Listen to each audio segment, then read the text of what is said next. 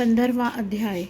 श्री भगवान बोले, संसार अश्वत्थ यानी पीपल के समान है, जिसका पुराना पुरुष रूप जड़ ऊपर है और चराचर शाखा नीचे है।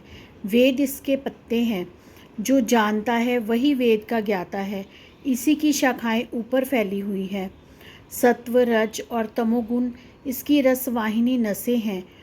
इनसे इसका पालन होता है। शब्द, रूप आदि इसकी डालियां हैं। पीछे कर्म रूप में प्रकट होने वाले इसी की जड़ें नीचे मनुष्य लोक में और भी नीचे तक चली गई हैं। पर अश्वत्थ का यह रूप, इसका आदि अंत और आकार संसारी प्राणी के ध्यान में नहीं आता, तथापि इसकी जड़ गहरी है। ऐसे इस पीपल को वैराग्य रूपी दृढ़ शस्त्र से काट कर वह स्थान ढूंढना चाहिए जहाँ से फिर लौटना नहीं पड़ता, और साथ ही यह विचारना चाहिए कि जिसमें वह पुरातन प्रवृत्ति उत्पन्न हुई है, उसी आदि पुरुष की शरण में हूँ। अहंकार और मोह रहित, संग दोष को जीतने वाले, आत्मज्ञान से निरत, सब कामनाओं से दूर, सुख दुख नामक द्वंद्व पदार्थों से मुक्त ऐसे ज्ञानी पुरुष शाश्वत पद को पा जाते हैं।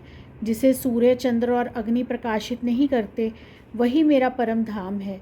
वहाँ जाकर लौटना नहीं होता। मेरा सनातन अंश इस जीवलोक में रूप धरकर प्रकृति में स्थित पांचों इंद्रियों और छठे मन को उससे छुड़ाता है।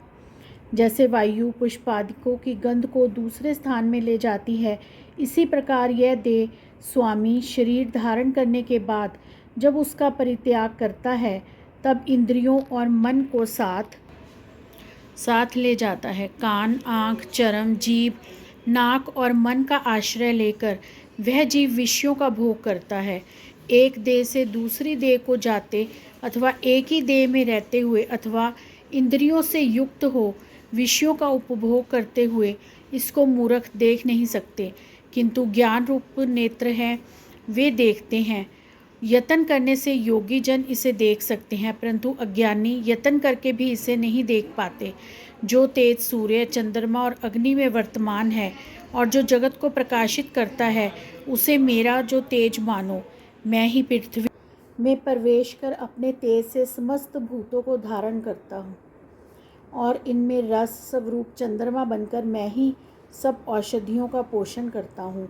मैं जठराग्नि होकर प्राणियों के देह में प्रविष्ट हूँ और प्राणवायु अपान वायु में संयुक्त होकर चारों प्रकार भक्ष्य, भोज्य, चोक्ष्य, लोह्य से भोजन किए हुए प्राणियों के अन्न को पचाता हूँ।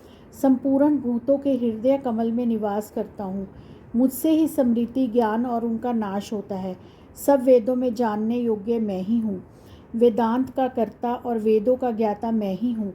इस संसार में चर और अचर दो पुरुष हैं। जितने नाशवान प्राणी हैं वे चर कहलाते हैं, और उसमें कूटस्थ अर्थात शैल शिखर के भांति स्थिर चैतन्य को अचर कहते हैं, किंतु उत्तम पुरुष परमात्मा विकार रहित, सर्वनियंता, बद्ध, मुक्त, नित्य रूप, तीनों लोकों में विष्ट होकर धारण पोषण करता है, वह इन दोनों से अलग है। मैं चर और अचर से उत्कृष्ट हूँ।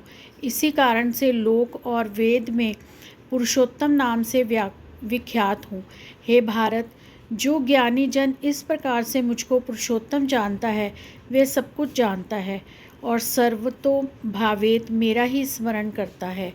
हे भारत, शास्त्र के गूढ़ भेद को जो मैंने कहा है जानकर बुद्धिमान पुरुष कृतकृत्य होता है। और इस प्रकार श्रीमद् भगवद गीता का 15वां अध्याय समाप्त होता है। जय श्री कृष्ण।